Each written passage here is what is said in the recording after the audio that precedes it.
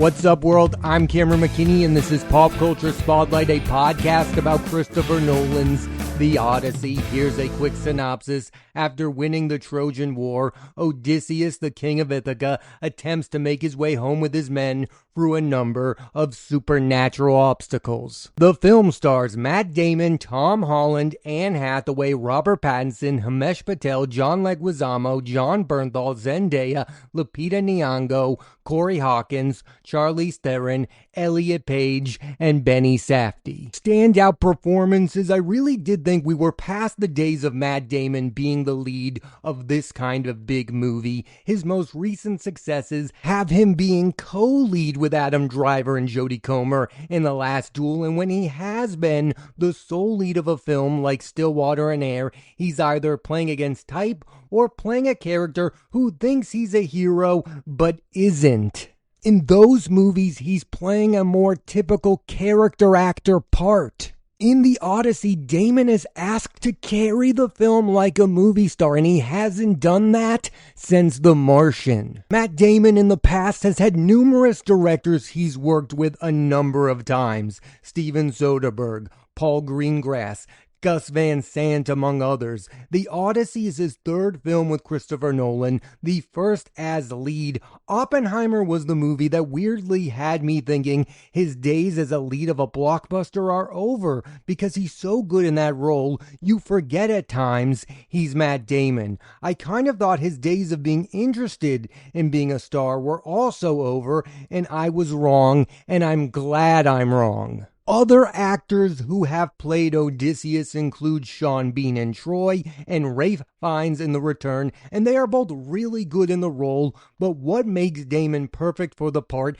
is his history of being a mega movie star. Damon has played the complicated lead you root for in Good Will Hunting, a weasel in both The Talented Mr. Ripley and The Departed, and the action star in the Jason Bourne films. And The Odyssey showcases all the facets of Matt Damon in a way that no other film has ever before. His version of Odysseus has the look of a great leader, but he is not always up front with his men. A knock that I never agreed with when it came to Ridley Scott's Gladiator 2 is that people did not buy Paul Mescal as a warrior-type leader. If you watch this movie and do not buy Matt Damon as Odysseus, you are completely out of your mind. The way we now talk about Russell Crowe in Gladiator is the way we are going to be talking about Matt Damon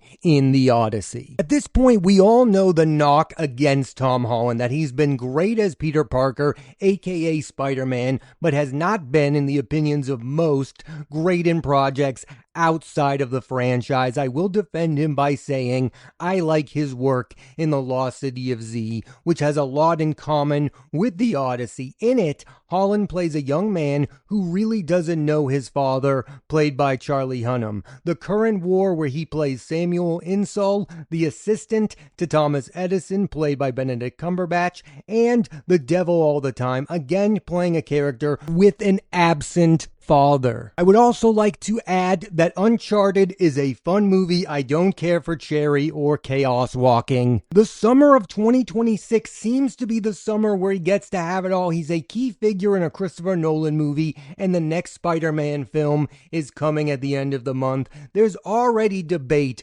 surrounding his performance as Telemachus, who throughout The Odyssey states his desire to become the next king of Ithaca. I think he's really good in the film, but it's not his movie. Here's what I would compare it to. It's like when Leonardo DiCaprio was in Martin Scorsese's Gangs of New York, which he was good in, but that movie belongs to Daniel Day-Lewis, and at the end of the day, The Odyssey belongs to Matt Damon. Another comparison you can make between Leonardo DiCaprio and Tom Holland is that in 2002, DiCaprio had Gangs of New York and Catch Me If You Can come out within a week of each other. It was an important time for Leonardo DiCaprio as a movie star, and right now is an important time for Tom Holland. 2026 has been the absolute best case scenario for Anne Hathaway. Her three big movies, Mother Mary, The Devil Wears Prada 2, and The Odyssey, have gotten her rave reviews, and you could have a real argument to which of the three she gives the best performance in. Like Damon, this is Hathaway's third movie with Christopher Nolan. In The Odyssey, the Oscar winner plays Penelope, who has been waiting for Odysseus to return for nearly 2 decades. She's surrounded by suitors she doesn't like. She's watched over Ithaca but hasn't gotten much credit. She is, for me, the Christopher Nolan actress. I still believe she's the best thing about The Dark Knight Rises. Her best scene in The Odyssey is with Tom Holland, where she's doubting his plan to be king, basically telling him to stop acting like a child. To put it simply, the year of Anne Hathaway has been incredible.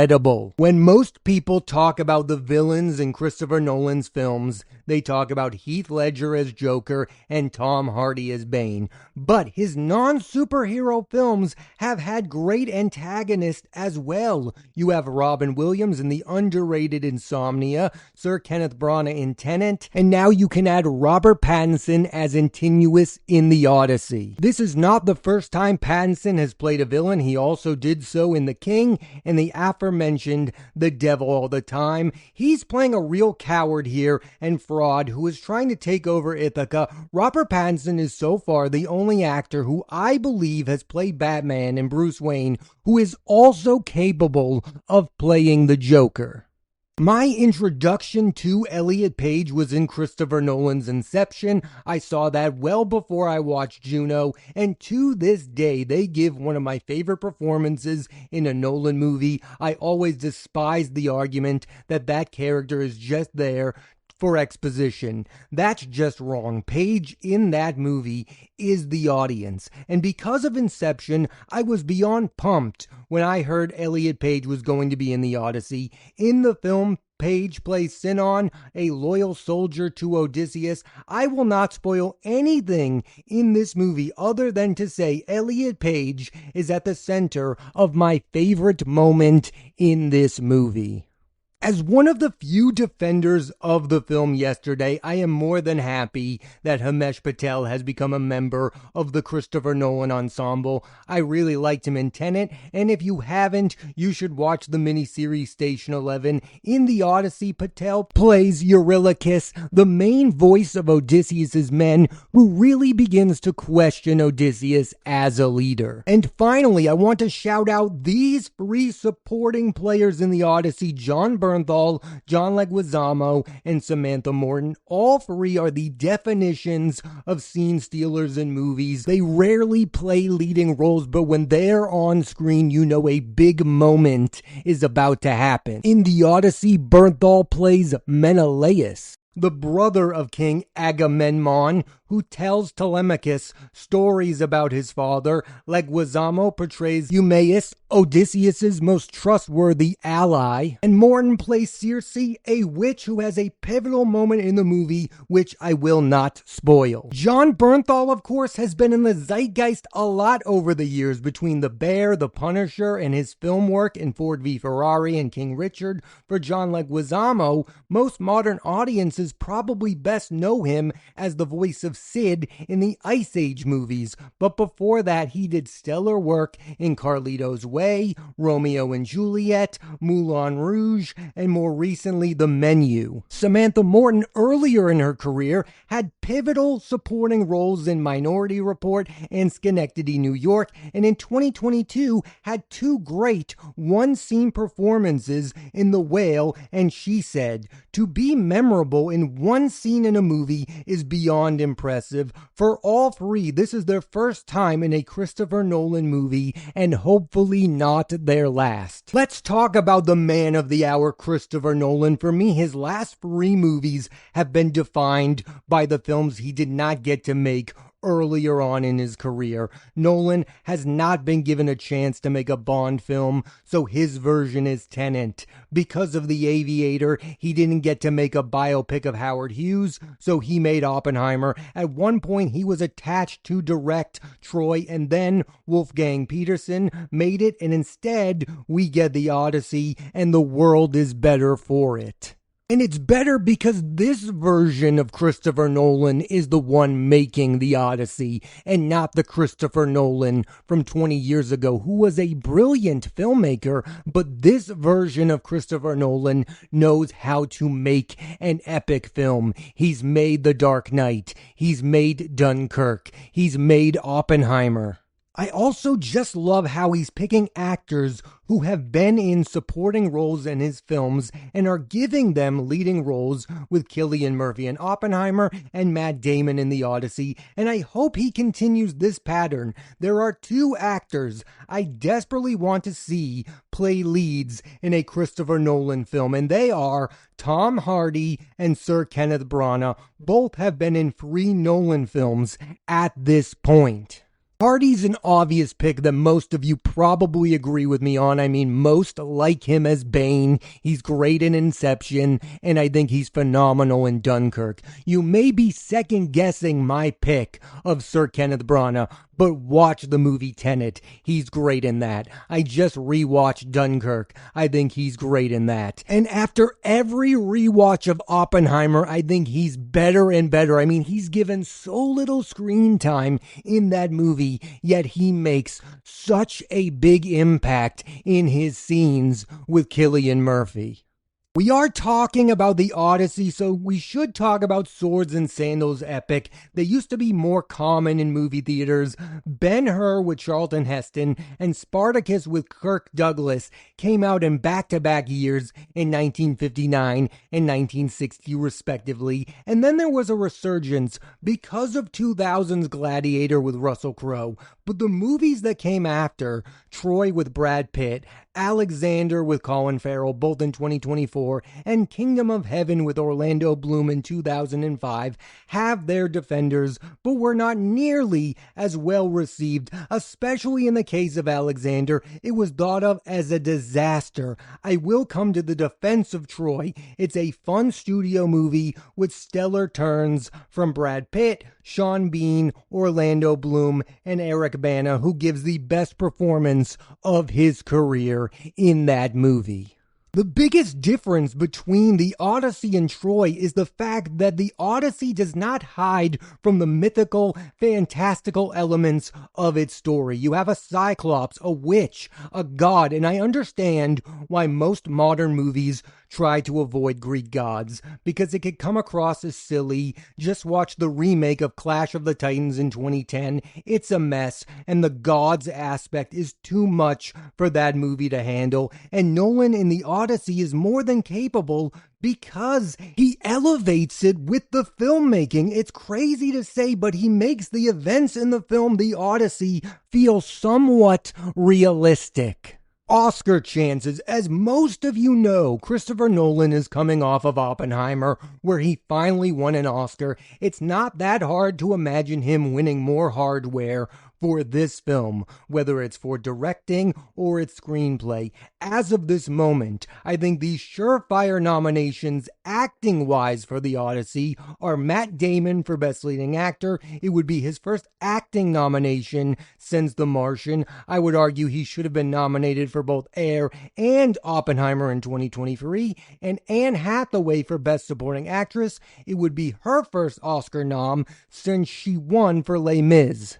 Then you have the possibility of nominations for Tom Holland, Samantha Morton, Robert Pattinson, and John Leguizamo. As well received as this movie is getting, I do not think we are going to live in a world where all of those actors get nominated. So if I had to pick 2 out of that bunch, I would go with Robert Pattinson. I think his incredible year that right now includes the drama and The Odyssey and is going to include Dune Part 3 is going to help him get his first ever Oscar nomination. And then I believe Samantha Morton is going to get a nomination for Best Supporting Actress. She's previously been nominated at the Oscars twice, one for leading actress for Jim Sheridan's In America, and one for Best Supporting Actress for Woody Allen's Sweet and Lowdown.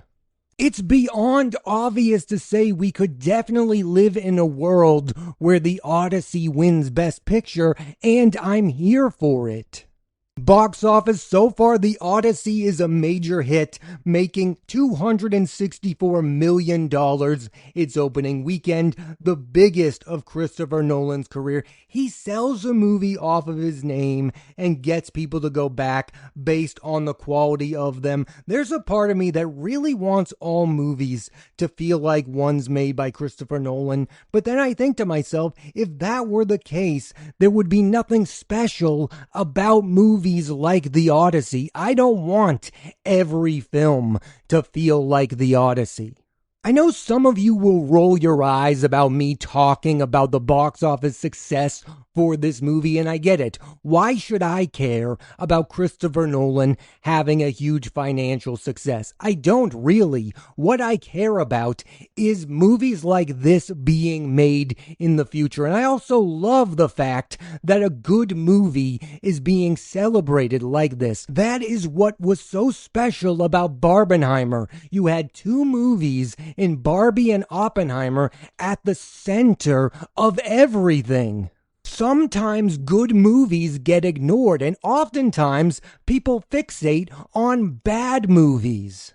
So forgive me when I get excited when the movie of the moment is actually great and worthy of talking about on a semi-daily basis right now. I mean, we are going to be talking about The Odyssey all summer long. It is a movie that people are going to have actual thoughts and opinions about.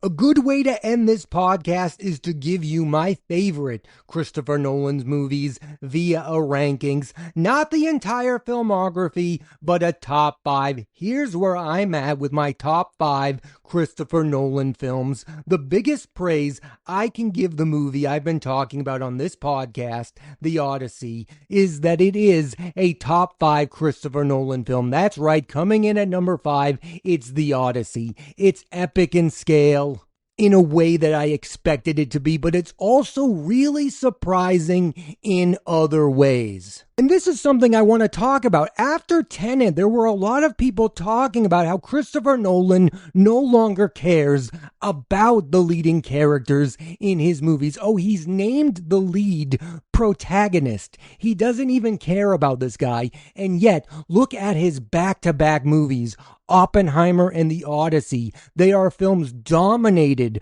by the leading character. First with Cillian Murphy in Oppenheimer, and now with Matt Damon in The Odyssey. Never tell me again that Christopher Nolan does not care about his characters. That was an absurd take in the first place, and it's been proven wrong with his back-to-back films of Oppenheimer and The Odyssey. At number 4, I have Inception. I still love this movie. I think it's his most crazy, bonkers film. It is the most Christopher Nolan movie. Like I said earlier, I love Elliot Page in the film. Tom Hardy is great. Leo is giving a really solid leading turn. But I really do believe the best performance in this movie belongs to Joseph Gordon-Levitt.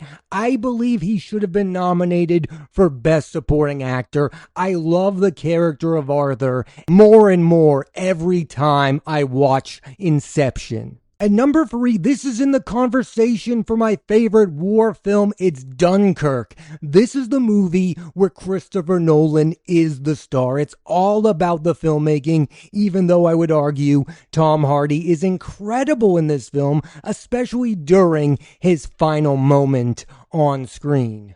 And yes, I will always come to the defense of Harry Styles in this movie. It's his best performance in a film to date. And the structure of Dunkirk is beyond brilliant. Number 2 is The Dark Knight. The best acting that has ever happened in a comic book movie happened in this film. You have Christian Bale as the hero. You have Heath Ledger as the villain. You also have Gary Oldman. Not enough people talk about how great Gary Oldman is in The Dark Knight. He also should have been considered for an Oscar for what he does in this movie as Jim Gordon. Not to mention Aaron Eckhart. Face it, people, The Dark Knight still holds up. Yes, I know every modern superhero movie has repeated this formula of getting mega well-known actors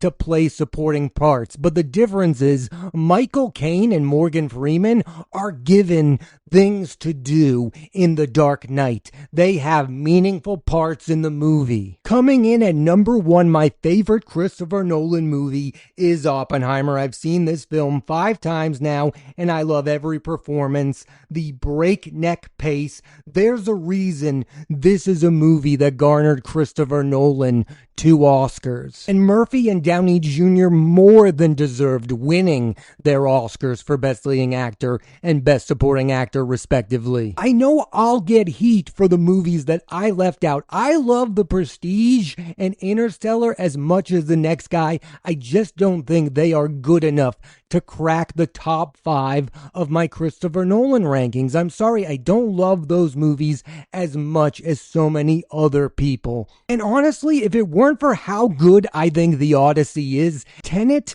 would crack my top 5 of Christopher Nolan films. I just love and admire the ambition that that movie has. One final time, my top 5 ranking of Christopher Nolan films. At number 5, you have The Odyssey. At number 4, you have Inception. At number 3, you have Dunkirk. At number 2, The Dark Knight. And at number 1, Oppenheimer.